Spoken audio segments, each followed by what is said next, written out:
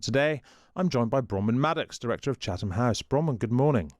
Good morning. Thanks very much for being with us. Let's begin with Ukraine. Sir Keir Starmer, he's going to be in Berlin today to meet with President Zelensky, along with the US Special Envoy Steve Witkoff and Donald Trump's son-in-law Jared Kushner for key talks on ending the war in Ukraine. European leaders are hoping to persuade Washington to accept an alternative peace plan, one with less favourable terms to Russia than the one previously offered by the White House, of which Russia, of course, enormously approved.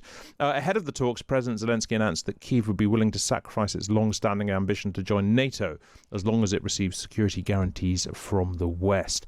Bronwen, how significant is this? How much of a big deal is Zelensky's willingness to drop NATO membership? Because this has sort of been at the heart of kind of Ukraine's vision for its future. It has, but I still don't think it's a very big deal, not compared to some of the other things on the table.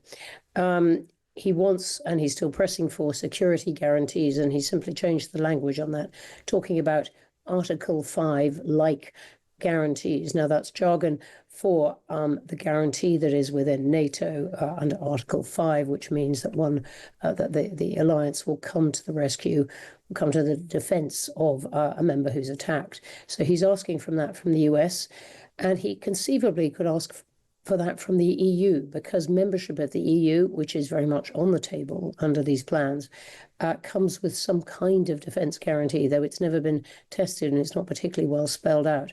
But so I think he's pushing for the right thing. He's saying, OK, I will give up this big concession, apparently big concession that is an obsession of Russia's, that Ukraine should not join NATO, but still pushing for the defense. But where there is still, I think, deep disagreement is Ukraine's refusal to give up territory it still holds, which under the first 28-point plan, which is very much in Russia's favor, would be given to Russia. So there are still some deep divisions there. I mean, look, the Article 5 like guarantees, as you say, is how they described it.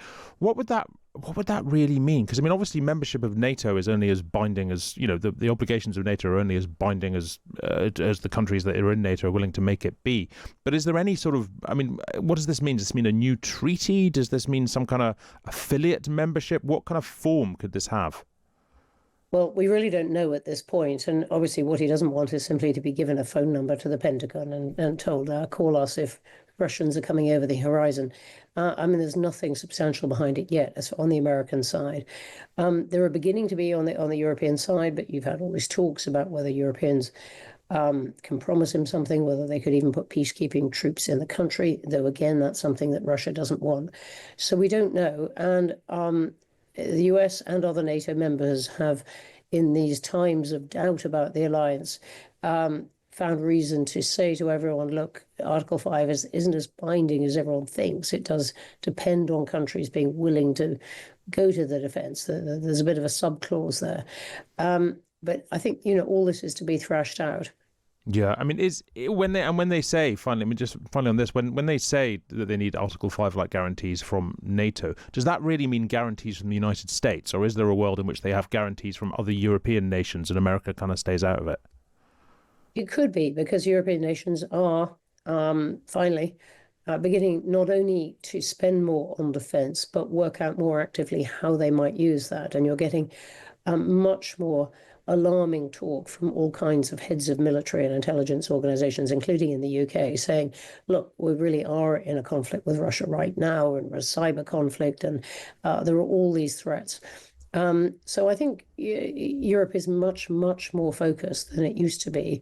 And there are guarantees there that would be worth something to Ukraine, but whether they're worth enough to be a deterrent to Russia is the real point. And I am doubtful if that didn't come with an American component. Behind the scenes, is there a sort of changing atmosphere among European leaders towards Ukraine? Could one detect the fact that European leaders are now in a place where they are starting to say to Zelensky, we need to put something on the table that can work here, rather than as previously they've just been saying, we have your back no matter what? They've been put in that position by the US, saying, we want a deal very soon. Here's our version of a deal. And that deal being one that was immensely disadvantageous to Ukraine and indeed to Europe. So that's why they're under pressure. And yes, I think there has been a bit of a shift there with Europeans saying, including the UK, and that saying, what can we do to try to get a deal, but one that is more in Ukraine's favor. But yet we're going to need a deal because otherwise the US is going to impose one, and it might, by the by, take all kinds of things we thought were our preserve, like frozen Russian assets, take them for its own advantage. Yeah, look, and finally, well, I mean, from Moscow's perspective, Ukraine publicly dropping its NATO ambitions, can they bank that as a win? Is that likely to change where Moscow is on this? Um, that is always what Moscow tends to do, bank whatever is offered, and then keep pushing. And I don't, at this point, think Moscow has been given an awful lot of reason to come to the table. Unless it is a deal on their terms. The US is not putting any significant pressure on Russia other than a bit more pressure on sanctions on oil trading. So I would be surprised if Russia rushed to accept the European deal, but we'll have to see. Let's turn, Bronwen, to China. In Hong Kong, the pro-democracy activist Jimmy Lai has been found guilty of 3 national security offences. He's a British citizen and he's the most prominent figure convicted under China's controversial national security laws. He faces life imprisonment. Bronwen, many people view this conviction as a symbolic endpoint to Hong Kong's political freedoms that they have, of course, enjoyed under British governance. To what extent is that true? Is that how we should see it? Well, there have been many symbolic ends to that. This is just a very bitter and cruel one, not unexpected, though. It does emphasize that the courts are determined to deploy the new laws, and those are sweeping laws, and they can interpret them how they like. And it was particularly the language in this that was very hostile about him. I don't think the verdict was unexpected. So look, it's one symbol among many, but never mind symbols. The reality is that Hong Kong is very much part of China. I mean, journalism in Hong Kong can be now punished as a national security threat by the Chinese state. One would assume that's gonna really affect the information we see coming out of Hong Kong. I think that's right. Journalism can, saying anything about China pretty much can.